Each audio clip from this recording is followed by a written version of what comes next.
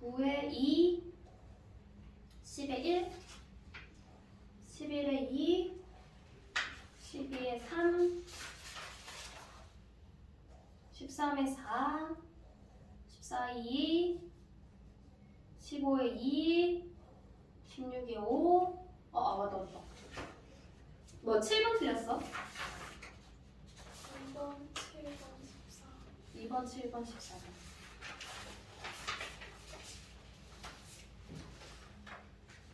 기억에서 미음에 대한 설명으로 적절하지 않은 것은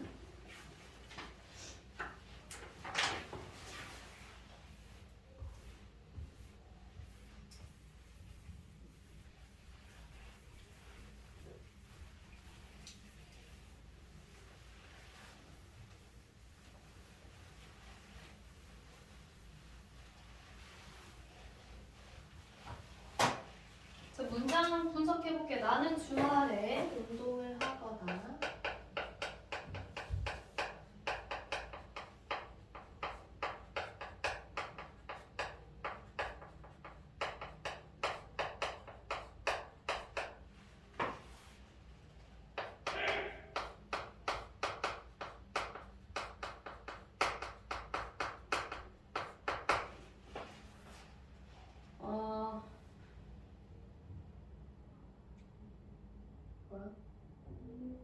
다 다른 건데?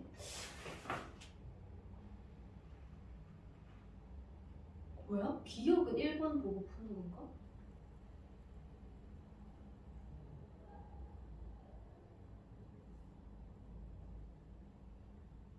그런 거 같은데? 일단 풀게. 그럼 1번 설명이 기억이라고 봤을 때 대등적으로 이어진 문장으로 뒷문장의 주어가 생략되어 있다. 이 문제 자체가 봐봐. 친다, 서술어. 누가 치는 거야? 내가 치는 거지. 주어. 그리고 얘를 목적어. 중간에 연결음이 있고 하다. 서술어. 운동을 목적어. 나는 주어. 그럼 이게 어떻게 해줘? 나는 하다. 나는 피아노를 친다. 이어지는 거지. 그럼 연결음이 건하로 이어진 거니까 건하 여기 넣어놨죠? 찾으면 선택. 대등하게 이어진 문장. 그럼 1번은 맞는 거. 2번 볼게요. 전환을 의미하는 연결어미 다가에 의해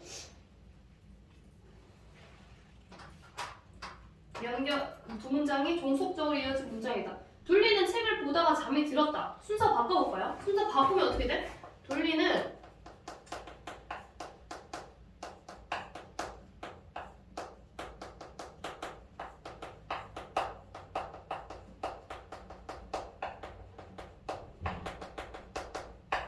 이렇게 되지.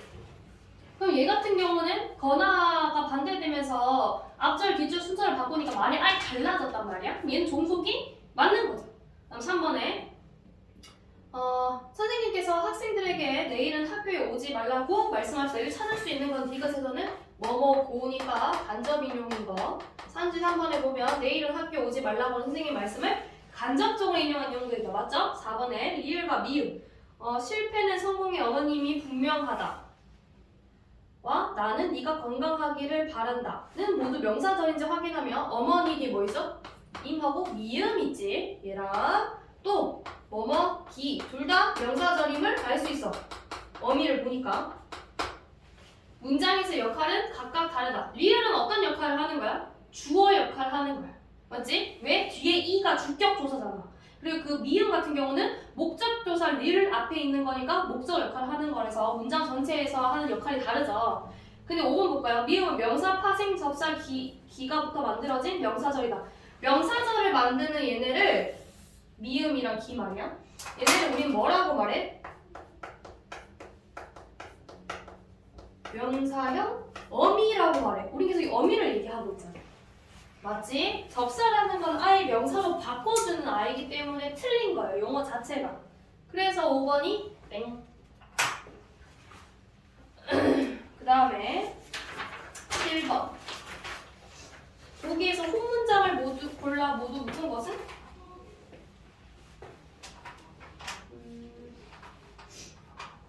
호랑이는 힘이 세다.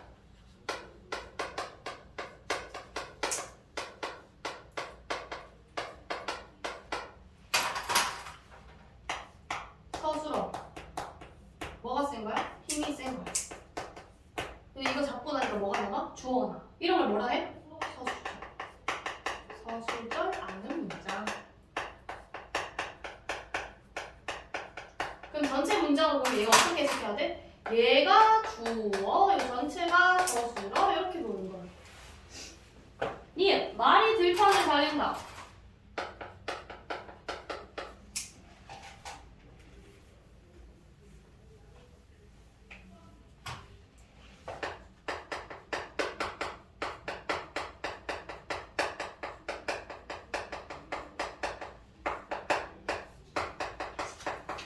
누가 달려? 말이 달려.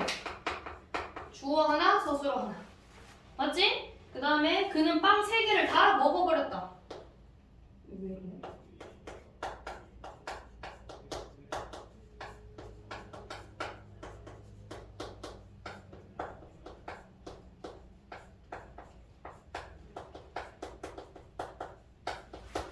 뒤에 버렸다. 얘 보조 영혼이지.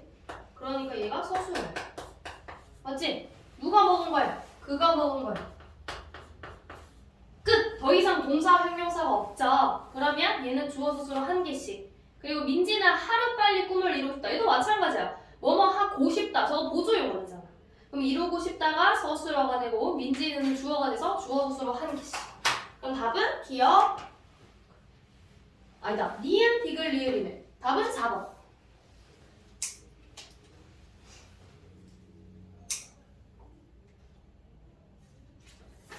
그 다음에 14번.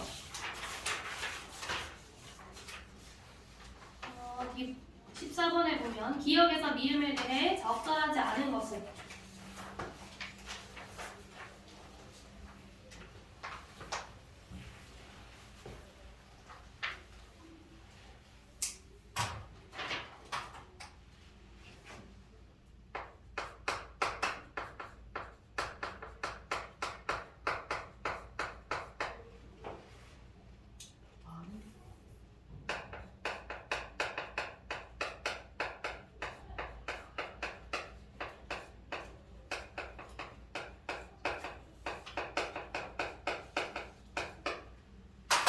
동사 형용 찾으면 서술어. 누가 기다려? 농부들이 기다려. 근데 여기 오, 기, 오 다져. 뭐가 와? 비가. 이렇게 보면 되겠지. 그리고 전체가 뭐가 돼? 르이 있으니까 목적어. 근데 뭘로 끝나? 기. 목적어가 지금 어떻게 이루어져 있어? 명사절.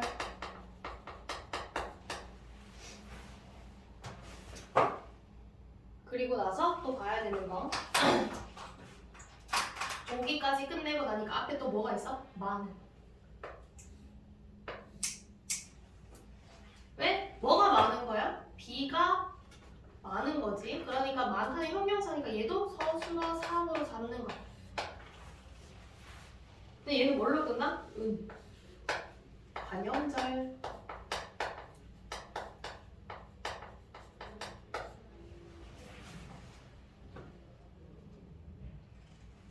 자, 해볼까요? 두 번째. 민우.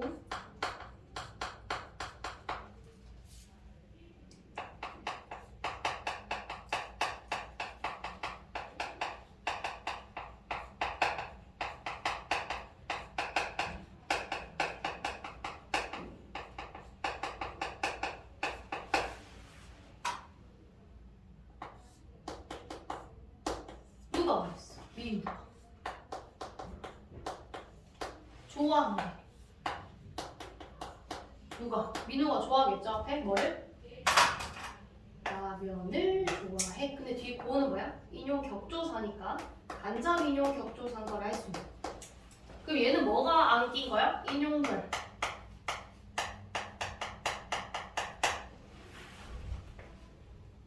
그 다음에 3번 해볼게요. 선하는. 선아는.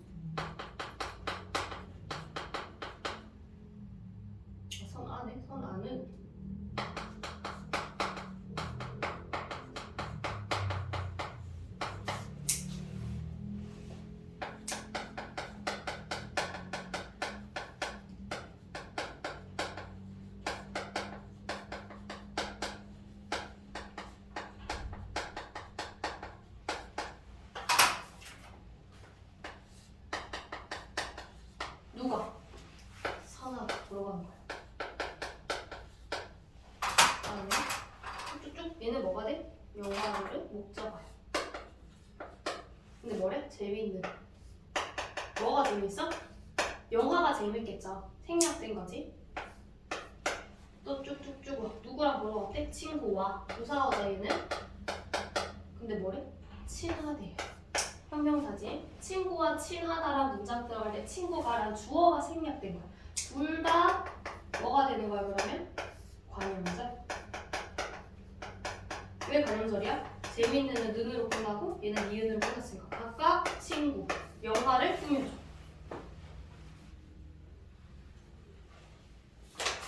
그 다음 해볼까요? 4. 영현이가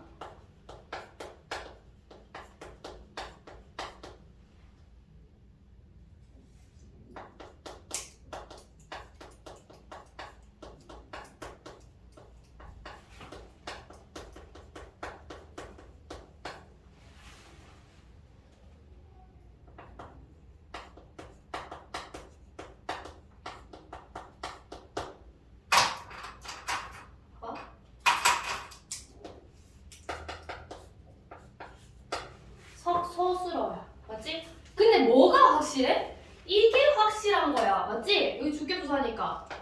그럼 이 주어가 이루어져 있는 게 어떻게 이루어져 있어요? 명사절로 이루어져 있는 거야. 얘가 서술어 2번이니까. 누가 간 거야? 영현이가 간 거야.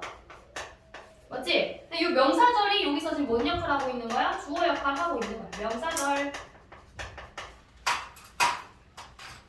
그리고 또 뭐가 뭐야? 요거 뭐? 급하게. 맞지? 어떻게 갔다고? 급하게 간 거야. 그러면 이 개로 끝나니까 얘는 부사절. 얘는 뭘 꾸며줘? 가슴 꾸며줘.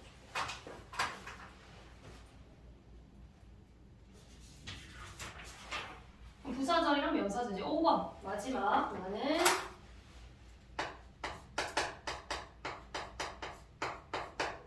개가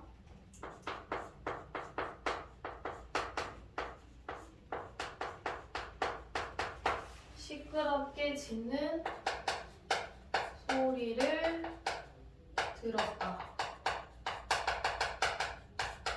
서술어 1. 누가 들었어? 내가 들은 거야. 주어 1.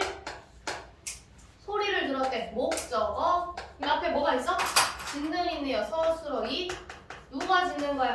걔가 짖는 거야. 그럼 일단 저를 어떻게 하나? 이렇게 들어가 있는 거지. 맞지? 그리고 그 안에 뭐가 보여? 시끄럽게란 형용사. 서술어 3. 맞지? 그리고 얘는 개로 끝나니까 요렇게 꾸며주고 얘는 눈으로 끝나니까 관형절로서 소리를 꾸며주겠지.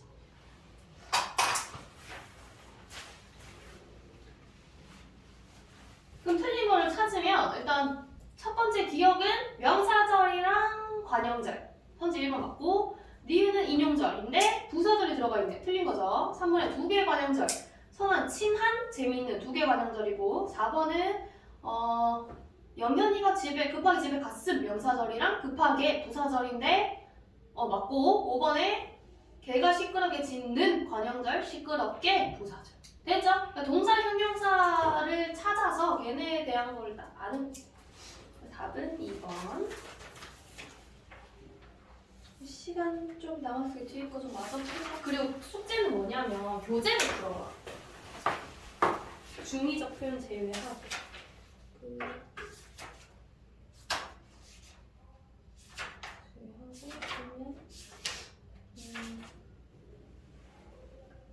이런 거 빼면 되거든. 빼고 185번까지 56쪽. 몇 쪽부터지?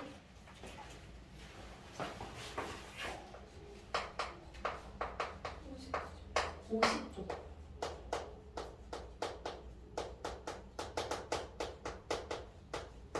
56쪽?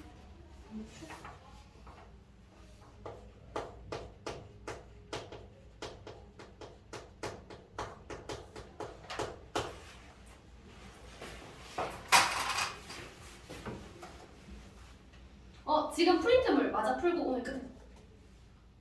5개 남은 거 아니야?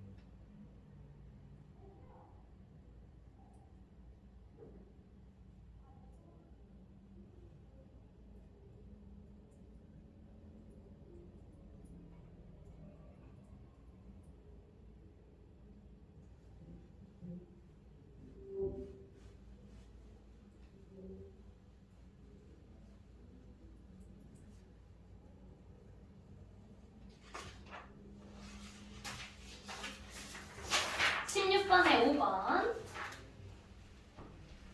17에 2 18에 5 19에 5 20에 4 잘하네. 그 집에 가져가면 돼. 가져가면 되고 그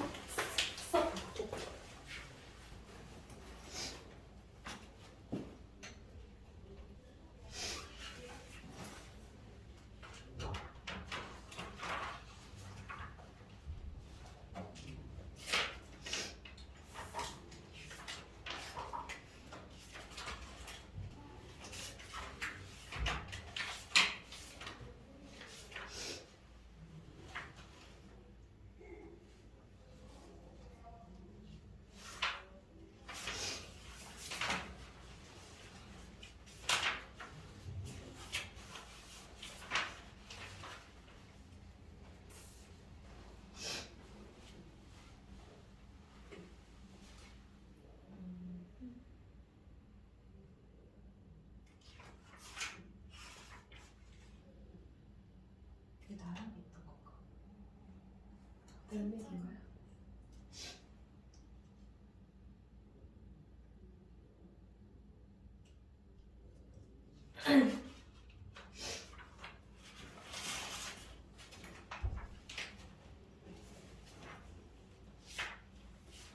일단 요거 숙제는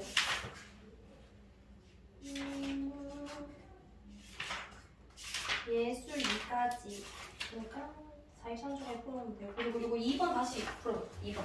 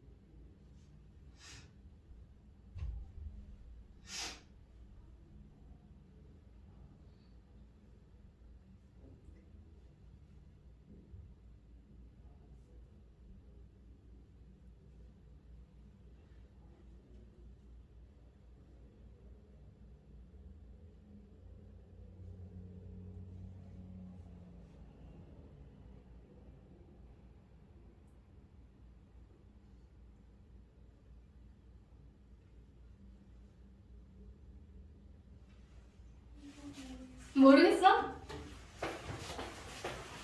근데 내가 이 부분을 프린트 안 해와서 그런데 봐봐. 얘는 내용 일치, 불일치 문제야. 맞지? 그랬을 때 찾으면 5번 선택했잖아? 5번 선택한 거면 어디 있어서 선택한 거야?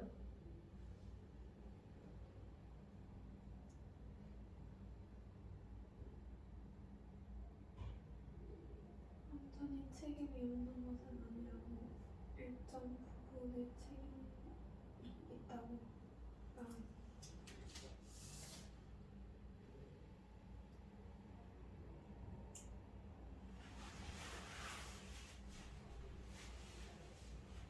근데 여기 부분에 이거 보고 이거를 생각한 거면 말이야.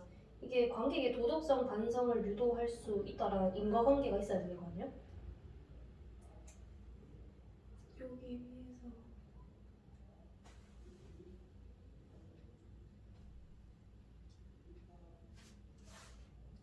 연민이랑 응. 공포 관련해서 응. 도덕적인 응. 인పు를 지녔는데 응. 얘네들이 인간적 과오 때문에 응. 반성을 할 수 있다고 생각했어요. 음.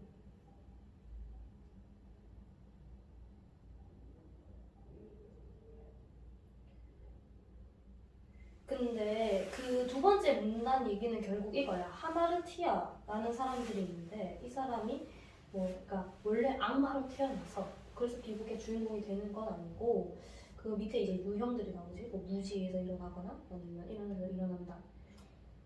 근데 결국 이런 사람들이 비극의 주인공이 됨으로써 이제 관객들이 자신들이 이런 감정을 느낀다는 거잖아. 맞지? 응? 여기 도덕적 감정이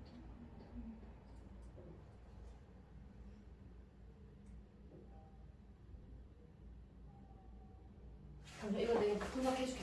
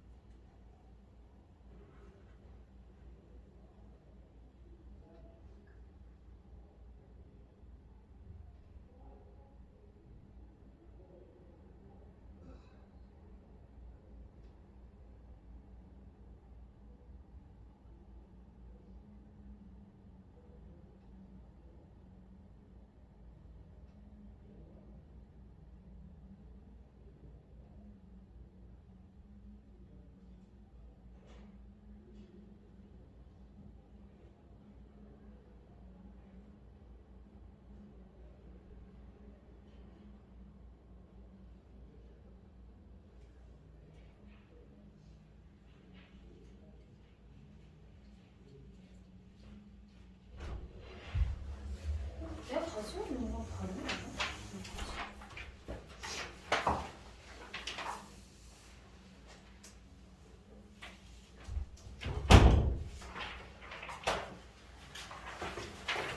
지은 말이 맞네. 내 책이랑 선지가 좀 다른 것 같긴 하네. 그래도 한번 볼게 우리. 5번 맞아 지금. 아리스토텔레스에 따르면 비극은 연민과 공포를 불러일으키는 사건을 통해 관객들의 카타르시스를 유도한다. 관객들은 주인공의 가혹한 운명에 동정심을 느끼기도 하고 자신 역시 같은 불행을 겪을 수 있다는 생각에 전율하기도 하면서 마음에 쌓여있던 우울함, 불안감 같은 부정적 감정을 해소하고 영혼의 정화를 경험한다. 비극은 이처럼 인간의 마음을 교화하는 작용을 한다는 점에서 교육적인 측면을 갖는다. 아리스토텔레스는 선인과 악인의 중간적 인물인 하마르티아로 인해 행복하다가 불행하게 되는 플롯이 연민과 공포의 감정을 유도하는데 가장 효과적이라고 본다. 비극의 주인공은 평균 이상의 도덕적 인품을 지녔으나 평범한 사람들과 어느 정도 유사성을 갖는 인물이다. 관객은 이러한 인물의 불행을 보고 자신도 같은 운명에 처할 수 있다는 생각에 공포를 느끼며 그러한 인물이 악이 없는 인간적 과오인 하마르티아 때문에 불행에 빠지는 것에 연민을 느끼게 된다. 그러니까 지호가 말한 대로 두 번째 문단 내용 그냥 중간적 인물이 그 비극의 주인공이 되면 관객들에게 연민이나 공포의 감정을 유도할 수 있다. 이 뜻이죠. 하지만 비극의 주인공에게 완전히 책임이 없는 것은 아니다. 악의의 부재가 면책의 절대적 근거가 될 수 없기 때문이다. 아리스토텔레스에 따르면 악의 없이 해를 입히는 두 경우가 있다. 하나의 행위는 이루어진 상황에 대한 무지에서 생겨나는 가해 행위로 과실이라고 부를 수 있다. 친구가 들고 있는 흉기가 진짜인 줄 모르고 장난을 치다가 친구를 죽음에 이르게 한 경우가 속하는데 이러한 과실은 하마르티아에 해당되지 않는다. 과실은 우연적 성격이 강하여 플롯 전체의 개연성을 떨어뜨리기 때문이다. 다른 하나는 악인 없지만 자신의 욕망, 분노 등의 감정에 쉽게 휩싸이기 때문에 일어나는 가해 행위다.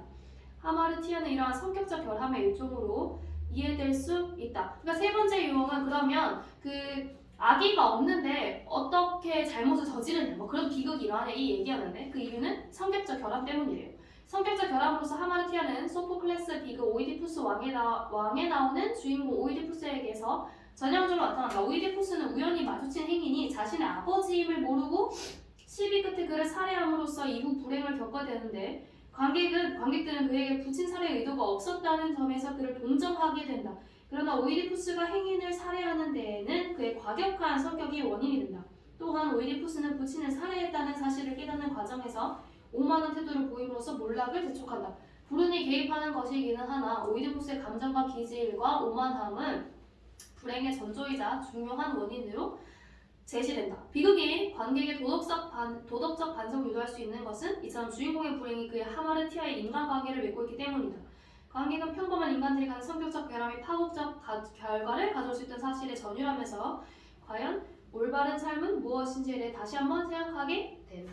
그래서 주요 말대로 5번이 맞네. 그 내가 갖고 있는 책에 이게 2번이 심한 좌절감이 아니라 공포라고 돼 있어가지고 무조건 2번만 생각했던 것 같아. 이 말대로 좌절감이 아니라 공포가 맞는 거. 하여튼 다 맞아. 하고 예술 요까지 풀어오면 알겠죠? 요거 어휘 외우고 잠깐.